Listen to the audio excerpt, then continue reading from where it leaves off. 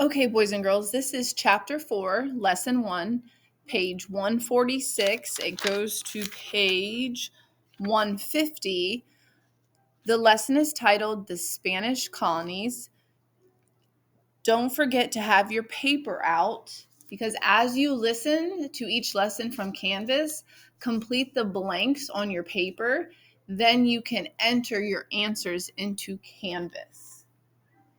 So you're going to listen for 10 blanks. Page 146, you are there. For many days now, warriors from your Hopi village have been watching the actions of the newcomers. You have heard stories about how they ride animals much larger than wolves. You have also heard that sometimes when they arrive in a new place, a sickness sweeps across the land. You see one of the warriors making an arrowhead. Are we going to war, you ask? We shall see, he says, but we must be prepared. New Spain. By the 1500s, several European nations, including Spain, had sent explorers to claim land in the Americas. Most explorers stepped onto a beach and claimed the land for hundreds of miles around. They knew little about the lands they were claiming. After claiming the lands, these explorers moved on. No one stayed behind to protect the claims. Competing claims. The European countries were competing with each other to win control of as much of the Americas as possible. Often, more than one country claimed the same land. Blank number 1. Already lived in most places, the explorers claimed. Usually, no one paid attention to anyone else's rights or claims. Spain had already claimed large parts of the Americas. However, Spain learned that claiming land was not the same as controlling it. Spain came to understand that it needed to protect its lands in the Americas from the other European nations. Spain also tried to overpower Native American tribes and take their lands.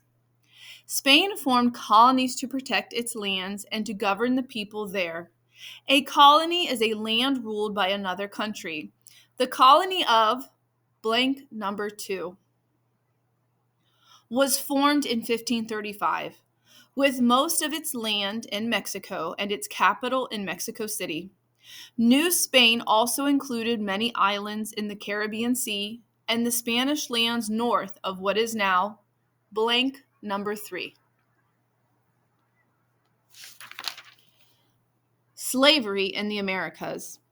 At first, very few Europeans settled in the Americas. After more gold and silver were found, many more colonists came.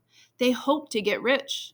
Others came to start large farms called plantations. By 1550, there were about 100,000 Spanish colonists spread across the Americas. To the south of New Spain, Portugal formed the colony of blank number 4. The growth of slavery. Both Spain and Portugal needed many workers to grow crops and to mine gold and silver. They forced the Native Americans they had conquered into slavery. Slavery is the practice of holding people against their will and making them work without pay.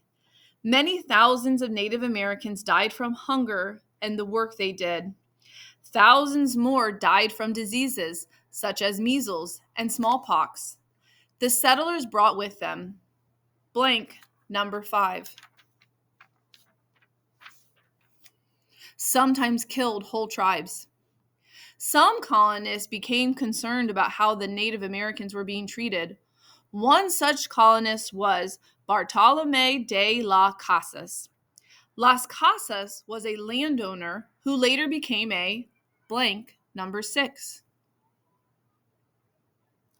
He freed his enslaved workers and spoke out in favor of better treatment of Native Americans.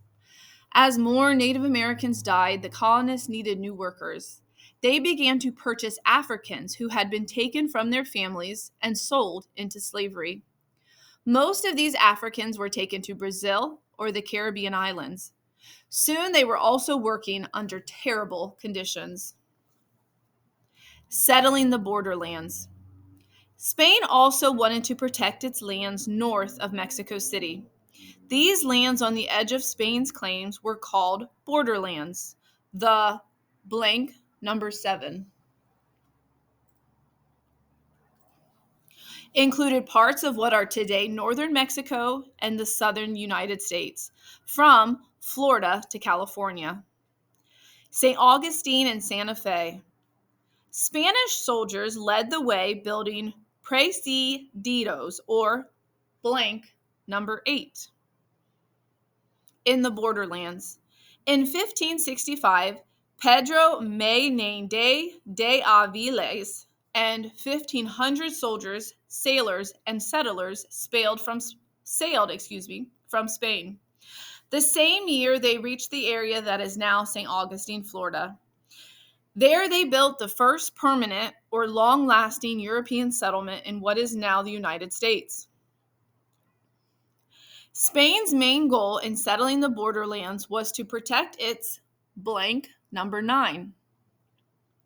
The Spanish king chose leaders to govern each new settlement. Settlers in the new colonies did not have the right to elect their own leaders. The king also sent missionaries to convert Native Americans to Christianity. The missionaries built religious settlements called missions in many areas of the southern half of North America. In 1610, Spanish missionaries helped settle Santa Fe, the capital of the New Mexico colony. In such places, missionaries and Native Americans lived very near each other. Life in the borderlands. At first, some Native Americans chose to stay at the missions. There, they learned new ways of living and working. However, many Native Americans were forced to work on mission farms and ranches. Some fought back, tearing down churches and other mission buildings. Some settlers in the borderlands held much land. Some built large homes or estates called haciendas, where they often raised cattle and sheep. The Spanish and the animals they brought with them changed life for many Native Americans. Horses, long extinct in the Americas, once again roamed the land. Some Native American tribes learned to tame horses for use in hunting and in war. Some learned to raise sheep and to use their wool to make blank number 10. Summary. In the 1500s, explorers often paid no attention to other countries' claims to lands. Spain tried to hold on to its claims by setting up colonies. The Spanish needed workers, so they enslaved Native Americans and Africans. Now, boys and girls, don't forget, you now need to use your Canvas Social Studies course to enter your answers for 1 through 10. Follow the directions from Canvas.